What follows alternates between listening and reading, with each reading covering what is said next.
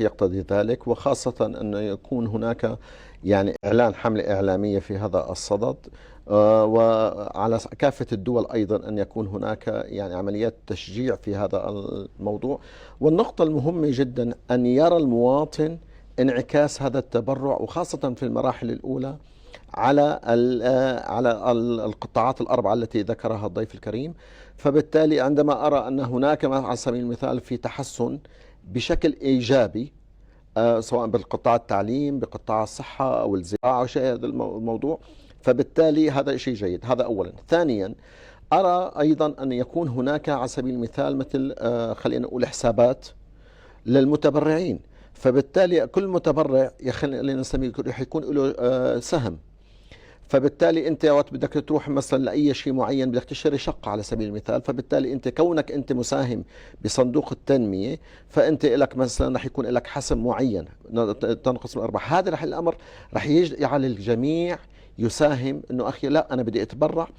اعتبره مكموره، بعتبره مكموره. انا خليني ادفع كل شهر مبلغ معين على سبيل المثال، وبعد مدة رح يكون تحسن القطاع السكن، وبالتالي هذا رح يعطيني انه انا اما بمنطقة احسن على سبيل المثال او باسعار ارخص. بالتالي نحن لا نريد ان يكون كل شيء مجاني. يعني حقيقة انا ضد فكرة المجاني، ولو بسعر رمزي بسيط اقدم له خدمة يدفع ثمنها، لانه المجاني معناته رح يكبها اخر شيء، ما رح يقدر قيمتها. وانما بما فيهم القطاع الصحة، بدل ما تكون العملية مثلا 10,000 دولار خليها 500 دولار، خليها 1000 دولار. بالتالي هو رح يستفيد كثيرا من هذا الموضوع. أو بدال ال 10,000 إذا هو كان متبرع مثلا فرضنا بمبلغ معين، فأنت رح يكون عندك ليفل مثلا خلينا نقول الذهبي، الفضي، بشيء معين بحيث تعطيه حوافز. مشان دائما أنا بدي أعتبر أنا خلال التقاعدي لمرحلة لاحقة، بدي اعتبر انه للسكن، بدي كلياتنا بدنا، معظمنا بدنا سكن بنهايه المطاف. فبالتالي انا لا، بدال ما تكون جمعيه صغيره او بناء صغير، رح نكون لا انت عم تتبرع لصندوق التنميه السوري بجهه السكن على سبيل المثال. انت عم تحدد القطاع اللي بدك اياه، فبالتالي بعد والله انك تتبرع 30,000 فرضنا 40,000 دولار، انت رح يكون لك حسم، رح يكون لك ميزات. هذه الاموال اللي تبرعت فيها ما رح تسودها.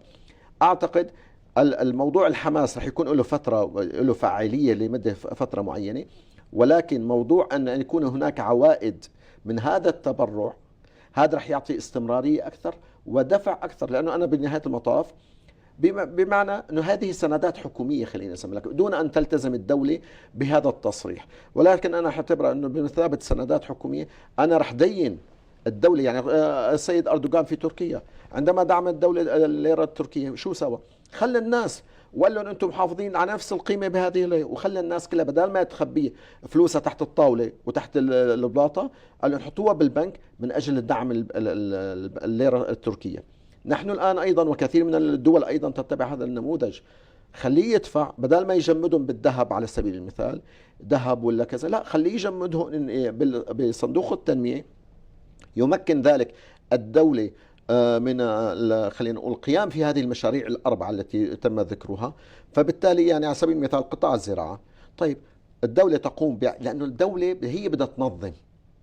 هناك أفراد كثيرين ما بس مو عارفين شلون بدهم يمشوا، شلون بدهم يبدوا، يعني فبالتالي هي بتنظم.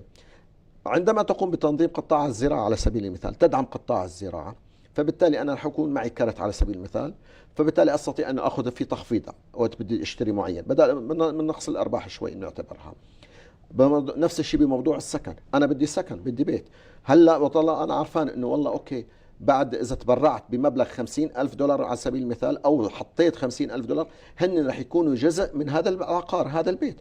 فبالتالي أنا بعد سنة سنتين ثلاثة بحق لي بيت، فانا راح ادعم واعتبر هذه بدل ما اخلي الفلوس او ضيع الفلوس لبرا، راح اعتبرهم هي مكموره، وبالتالي اشتري بيت بعد 3 4 سنوات. هذه اعتقد خطط تنميه مهمه جدا يجب العمل عليها. طيب دكتور عبد الرحمن، هذه الخطط وهذه